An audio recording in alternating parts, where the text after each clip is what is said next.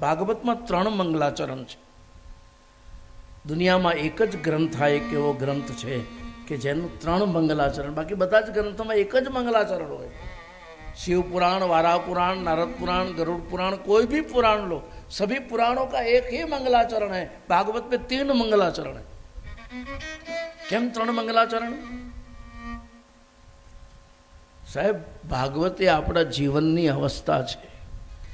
જીવનની કેટલી અવસ્થા છે? 3. કઈ કઈ? બાલ્ય અવસ્થા, યુવા અવસ્થા અને પછી છેલ્લે આવે વૃદ્ધાવસ્થા. લગભગ મોટે ભાગે એવું બને, લડકપન ખેલ મેં ખોયા, જવાની નીંદ ભર સોયા, પછી બુઢાપા દેખ કર રોયા. હે પછી રોવે બેઠો બેઠો. અને ગામ એનાથી આવી ગયો હોય ગળે, એ ગામથી ગળે આવી ગયો હોય, પછી પથારીમાં બેઠો બેઠો રડે, હે હરી, હે હરી, હવે તું મારી ખેંચી લે દોરી. ઓલે ઉપરથી કે તારા જેવા તો બંડલના બંડલ પડેલા, તને ખેંચીને નાખું કેમ?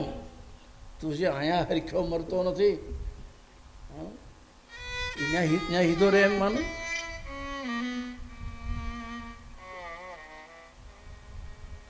ત્રણેય અવસ્થામાં જેનાથી ભગવાનનું મંગલાચરણ થઈ જાય, સાહેબ, બાળક હોય, યુવાન હોય કે વૃદ્ધ હોય, પણ જેને પૂજ્ય પ્રભુ દાદા જેવા સદગુરુનું શરણ મળી જાય એટલે મંગલાચરણ થઈ ગયેલું ગણાય. સાહેબ, એ મેરા વ્યાસપીઠ સે નિવેદન હૈ.